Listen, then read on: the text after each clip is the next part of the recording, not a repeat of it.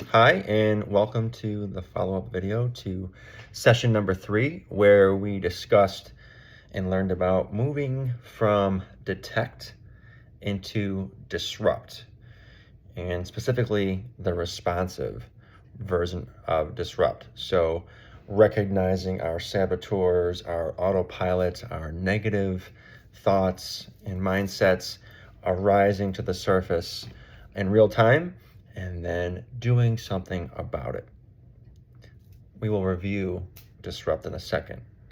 We also learned in this session about mental fitness, and we compared it to physical fitness. So just like those of us who are into physical fitness, whether that means doing yoga or going for runs or going to the gym and lifting weights or playing pickleball, whatever it is, we know that if we wanted to be more physically fit and or skilled at a movement, we need to do it repetitiously. We need to make a habit out of it. We need to put time and effort into getting better to see the results manifest physically. And if that's true of our physical movement and our fitness physically, the same must be true of our mental fitness, right? So we need to take time intentionally and responsively to do mental fitness reps and brief mental fitness workouts. We talked about we don't need to sit cross-legged and meditate like a yogi for hours at a time. We can do things in very small chunks, as few as 5 to 10 to 15 seconds at a clip, or 3, 4, 5 minute little workouts that can be helpful in bringing you back out of that flipped brain and bringing us back down to a more cerebral, grounded brain that is operating in the prefrontal cortex, the region of the brain associated with creativity and problem solving, versus when we're in flipped brain, what is called the monkey brain or the reptilian brain, the fight, flight, freeze, or fawn brain.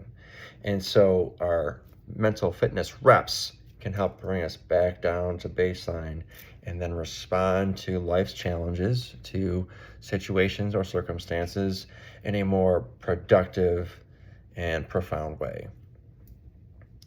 And so when we introduced the reps, we introduced some tactile reps, right? Ones that can be done by pinching your finger together and simply just noticing and becoming aware of how the pointer finger feels on the thumb, or how the thumb feels with the pointer finger rubbing against it, and then getting so present that you begin to notice the individual ridges on those fingertips. This can be done under the table, behind your back, in a pocket, when you're having a challenging interaction or in advance of one.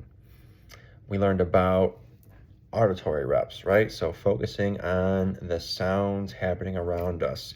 First, starting off with sounds in the distance, perhaps far away, outside your window, in the house or the office that you're in, and then gently bring your awareness in closer and closer, noticing without attaching meaning or judgment or clarifications to, but just allowing the awareness of sound and noise to be your anchor into the present moment, and bring it even closer yet still to where we begin to notice the sounds of our own natural rhythmic breath.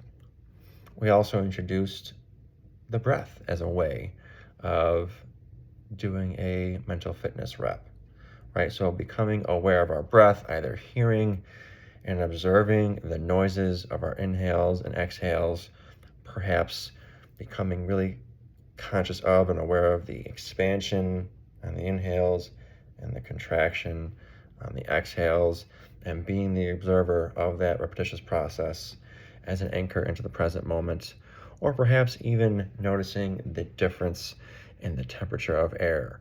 Perhaps a bit cooler as we inhale the air, and a bit warmer is the air that we exhale after it's warmed by our insides. And again, allowing just the observation and being present to anchor us into the current now and get us back to a state of grounded calmness before responding to life's challenges.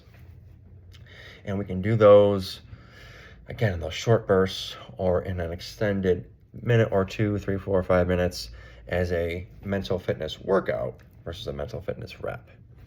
And so getting into your independent work for between now and session 4, as always, we want you to continue tracking your identified behaviors and your key performance indicators towards attaining your independent goal in alignment with the larger goal of your team, company, or organization. We want you to continue tracking how many mental fitness reps you are doing each day. And remember, don't get bogged down in this. We talked about this at the end of our session. You can guesstimate, right? And so if you did a rep throughout your day and you know you did the breathing a couple of times or you did the fingertips, whatever it was, don't get bogged down in being 100% accurate. If you thought you did 6 or 7, put it down to 7. Give yourself some credit. If you did extended duration, you did a longer workout, then use the formula provided to calculate about approximately how many reps you did in your extended workout. And again, this is not about judgment, but it's about being accountable and hopefully over time, you being able to look back and correlate directly a change in your mindset, a change in the way you feel, a change in your behaviors after some sustained time of doing the repetition, becoming more mentally fit by doing the reps and doing the workouts. And your last and final assignment for independent work in between now and session 4 is to reflect on an example and journal about it where you actually recognized yourself kind of having your judge brain, your autopilot brain, your monkey brain start to work in tandem with your particular brand of saboteurs. And you noticed it, you detected it, and then you moved into disruption. You did some reps.